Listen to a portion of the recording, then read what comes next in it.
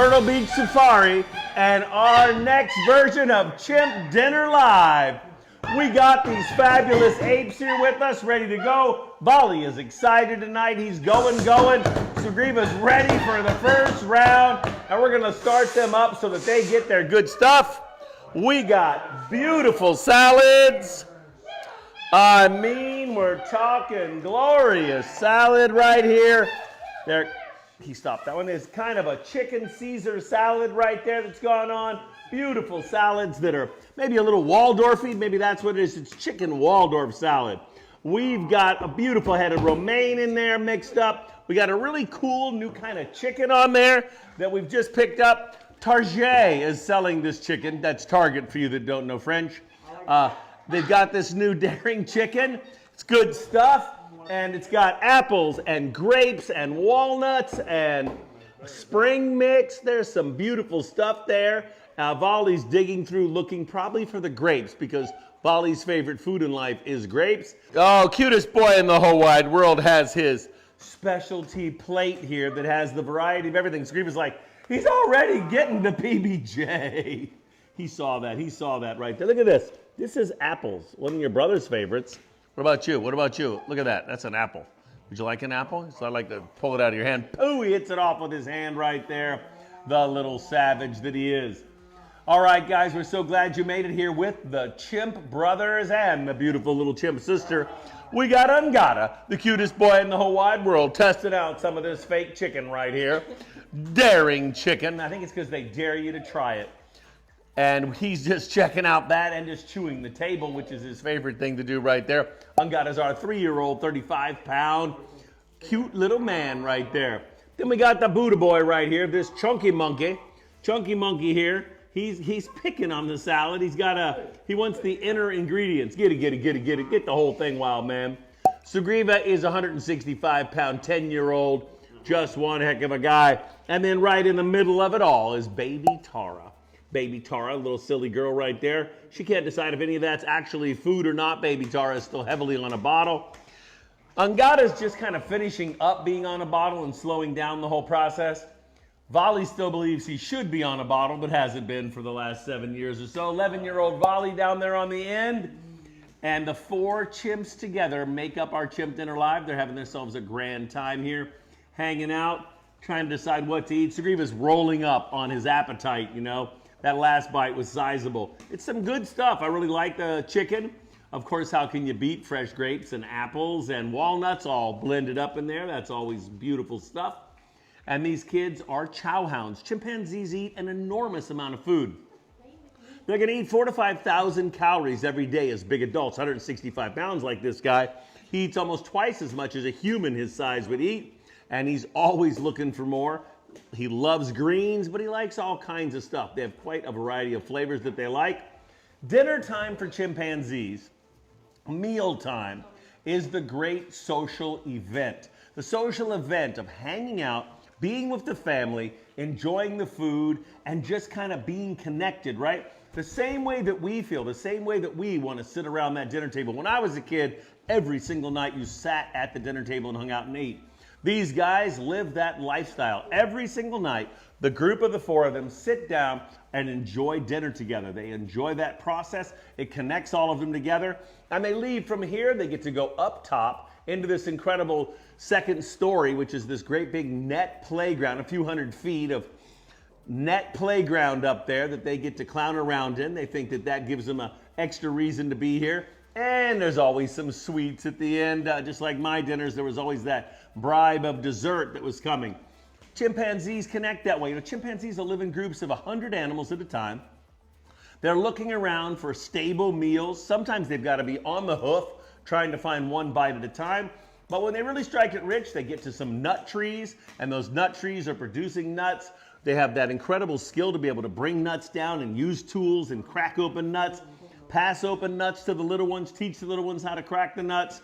They're there chowing down on trees that get real fruited up, and a big plentiful amount of fruit starts falling or being able to be picked out of the trees.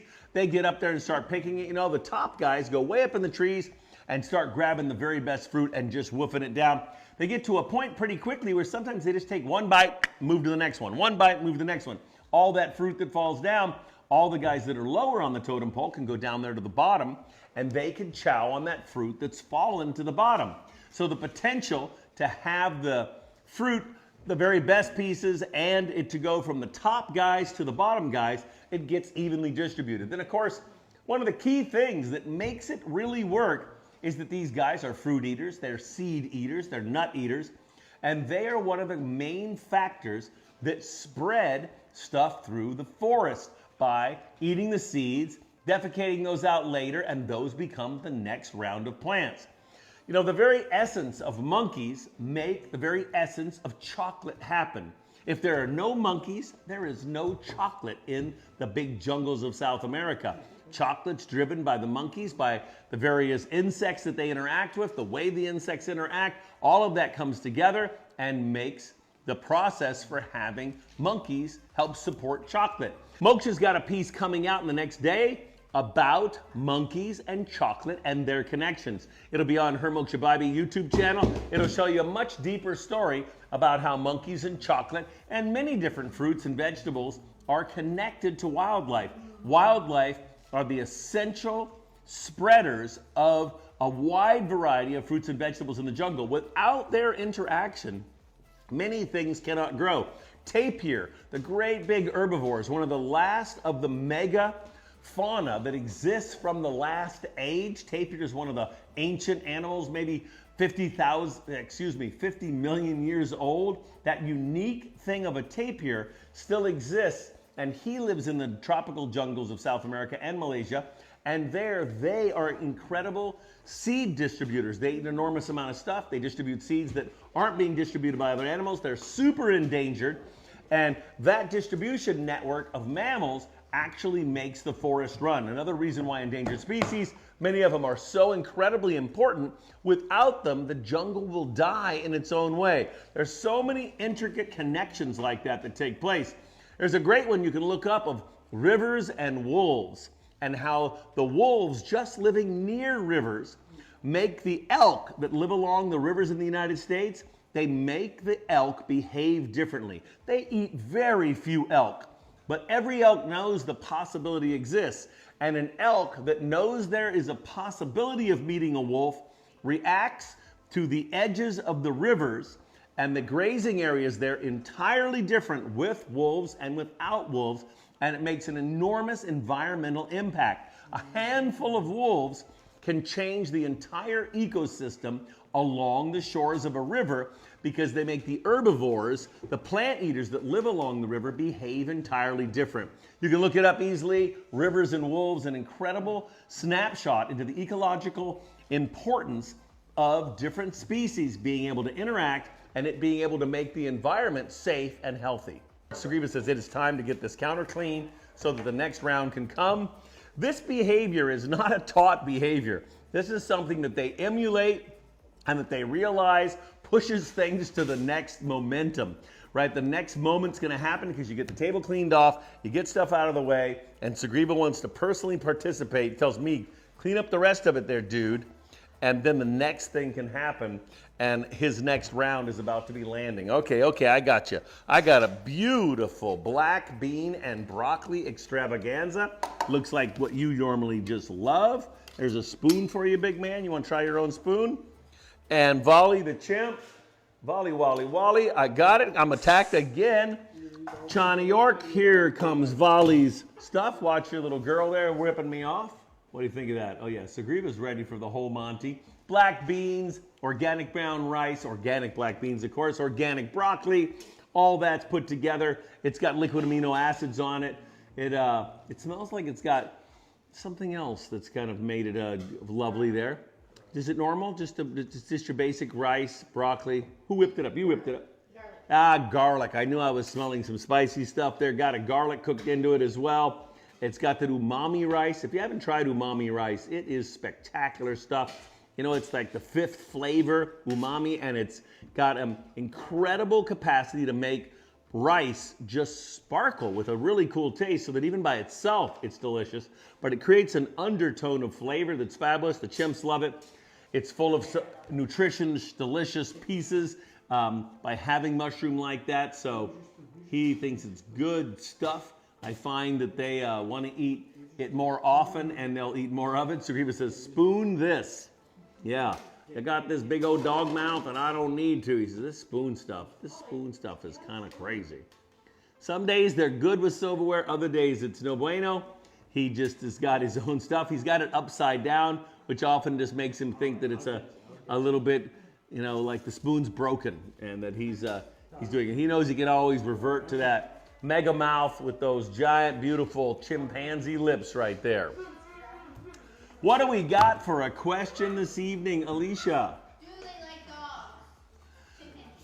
The chimpanzees that live with us know dogs so well. People want to know if they like them. They've grown up with dogs in their life. Sruvive is part dog. If you watch him, because he's grown up so much with dog in his life. Sruvive had a fabulous big Rottweiler grow up with him. He's also always had Buddha the Labrador with him, Bella the Labrador, Bubbles' favorite dog. Bubbles is our elephant lady. He's also had Turkish was around him a lot. Turkish was an Akbash that was there, and he has those dogs in his life. He plays fetch and chase and games with them and thinks it's good. He now knows that that pan is empty, and he's telling me that it must be time for round 3. Must be time for round 3. Angada's never met a dog he doesn't like. Coming to ya. Angada also is a great dog lover. Angada has 5 dogs that live with him. He has the 2 hounds, the 2 Roscoe P. Coltrane hounds that are there that were raised up and living with the orangutan. Beautiful kids, those guys. But he also has his own bulldog, who is a freelance bulldog, a little half Frenchie and half American bulldog, half English bulldog, right? English bulldog, not American bulldog. That half and half, that's been one of his side-by-side companions. He's also helped raise the hyenas, which he did an incredible job doing that. And then he's got his own big Rottweiler boy that's hanging out there with him. And there's one more. George. Oh, and of course, George. Another favorite. George, the dog of many names, that is there as well, who is another Labrador Retriever. Oh, Volley says somebody got to have food before I did. And it's coming in hot, so Sruvive doesn't steal it. We'll fly it in that way. Yeah, right there, right there. And this is stuff that your brother here does not really want to eat, but I think that you will think that is just fabulous. I see baby Tara working it. Look at that piece, Tara. Yeah, she says, wow, that piece has some. Jelly and peanut butter off the bread. Yeah, all he wanted tonight was the jelly and the peanut butter on the inside, not the incredible Dave's Killer Bread. Dave's Killer Bread, that's the brand. It has great stuff. It's super fresh. We get it all the time from our favorite place to shop, Costco.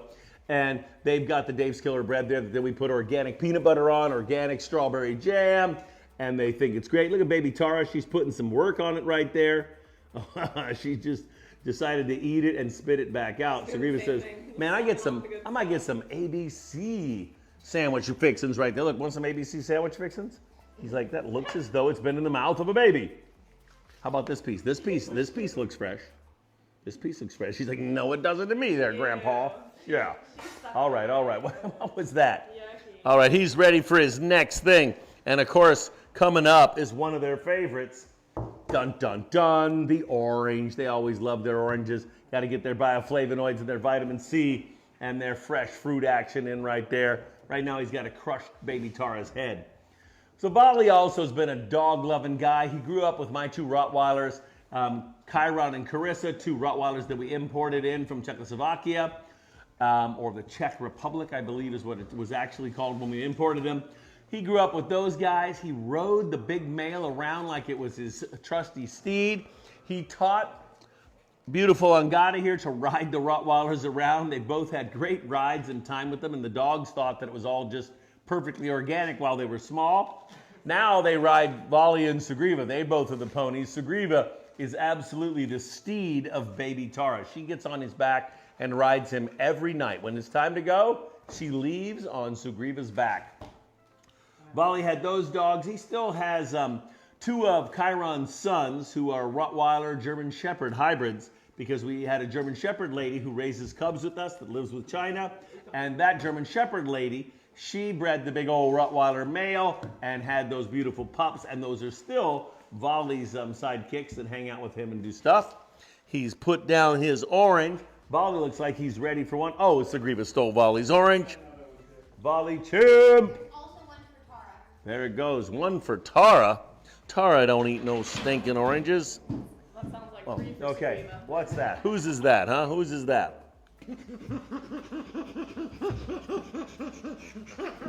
Got a little chimp laughter going in there. Some fun stuff. He got me under the Did he chin. steal her other orange? What? He got me under the chin. He did? Haha, get you, mama. What's my favorite thing about chimps is just that they're always ready to go do stuff. You know, they have the greatest curious mind. And having raised them up with us in a capacity where we get to go outside and go on adventure and play around and stuff, if you get 2 sticks and start just drawing lines in the dirt, they are sure it's a great time.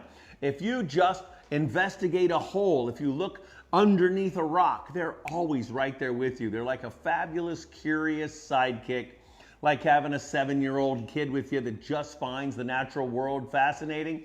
They're always ready to go out and just check out what's happening and be involved. And we give them the chance to do that all the time. Cody and I walk these big boys throughout the preserve. They've got their incredible big island that they're turned loose on, although they get bored out there by themselves. You know, they've got all the room in the world out there. Yeah, we're just sitting in a tree. We're getting bored. They want you to go with them. They want you to engage and look around and do stuff. And that is the really cool thing about chimps is they're always on, always loving to engage and participate in something. You know, you guys can have an incredible Chimp Dinner Live experience yourself by coming and visiting us at the Myrtle Beach Safari at our dinner time show, the Night Safari. It's super cool. You get to sit out with these guys while they eat. You get to sit with them fireside and cook s'mores and watch them chow down. They have a fabulous time. Chimpanzees, I was saying before, are super social. They love the social interaction. If we're out there with a few dozen people and the chimps are there, they sing and they dance and jump around in their own style. I call it the song and dance of their people. They invented it. They did it. It's not a behavior we trigger for them.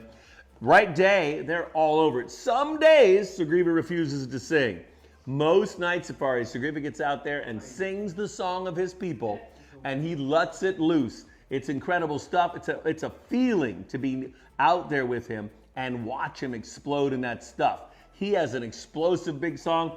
Volley kind of gets operatic, and he gets singing along as well. He starts hooting and singing along in long, long notes, very high pitched, and has a grand time. Wildman gets out there and dances and just is crazy. Tara is just waiting to find an incredible lost marshmallow. She thinks marshmallows are fabulous. We'll hide a few little mini marshmallows here and there for her, and she will go out on the marshmallow hunt and have a fabulous time. Night Safari is an incredible event.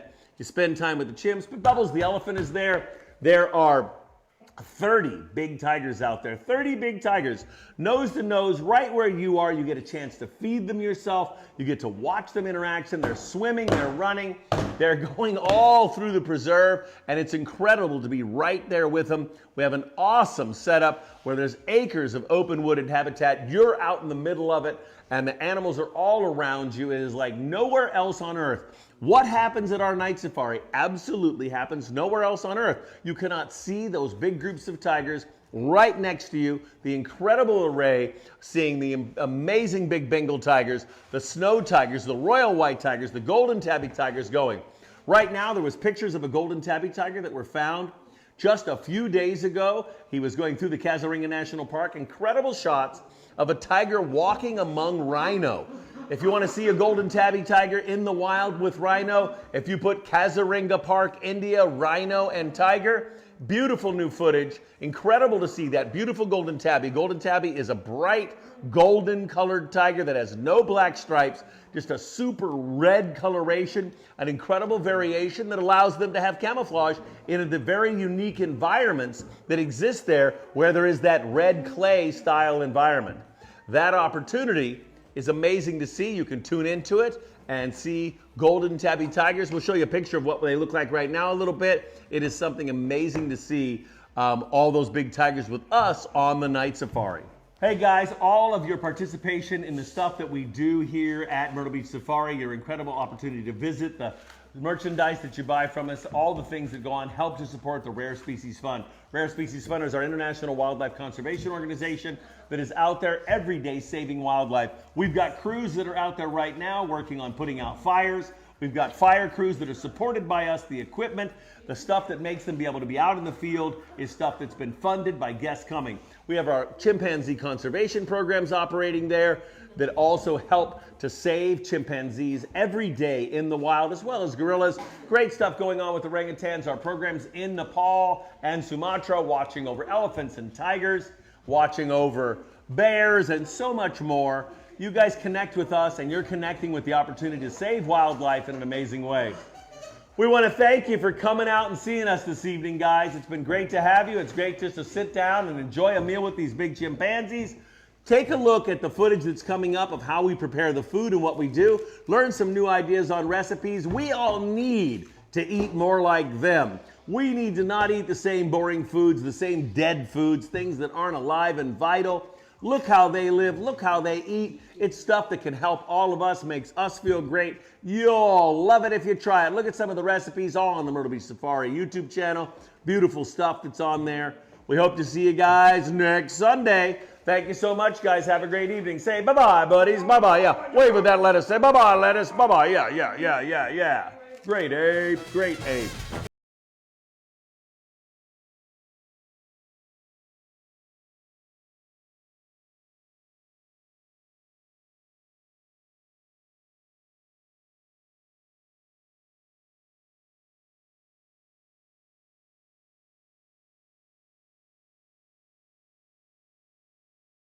Hello again to Chimp Dinner Live with Rajni and Holly. Hey guys.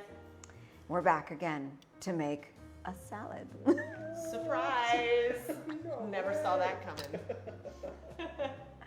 So today we're going to do a chicken salad. And we'll start off with doing some lettuce. Of course, we're going to do some crunchy romaine as well as some spring mix. Boom. Okay, we've already pre-done some of this for you. So here we go, spring mix, crunchy romaine, yum. We are also going to make some kind of like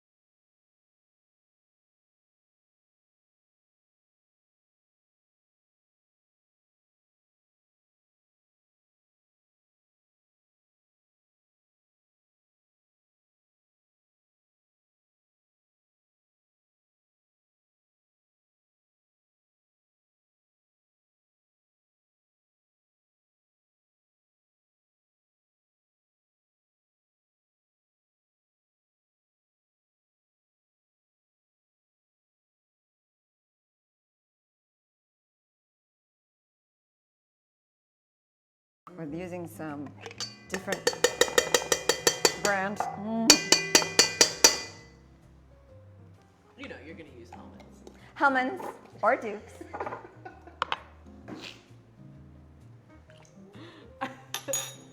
I just threw in some lemon juice. We're gonna see how that plays in. Maybe it'll make it even more fun. God, that's what he wants. You want to snag some pepper? Right from that coming in, I believe. Maybe pepper will make everything better. I think I put a lot of pepper. Okay, so we're also gonna need to put some apple in there. So obviously you don't want your core of your apple going in. I'm a fan of apple skin, so I leave my apple skins on, but you do what you do. Do you, guidelines, not rules.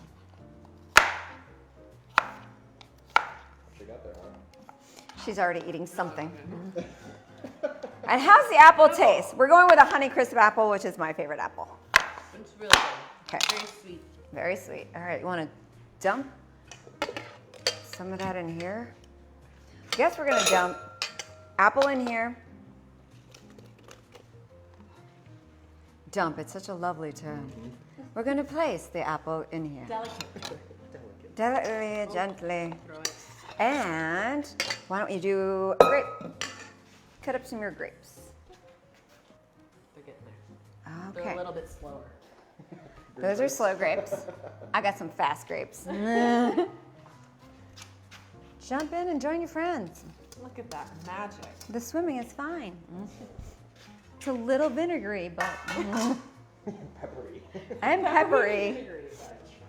I'll clear out my nasal passages. What's the theme of this dish? Theme do we have going on? Do we have a theme today? No, we're just doing a chicken salad, which is, I guess, kind of more like a summery spring kind of salad that you would do.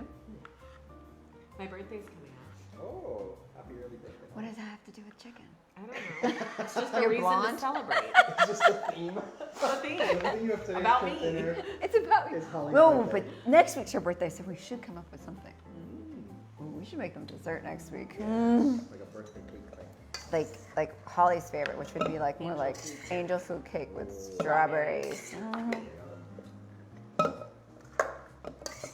Alrighty. You want to throw a cup of walnuts in there, girl?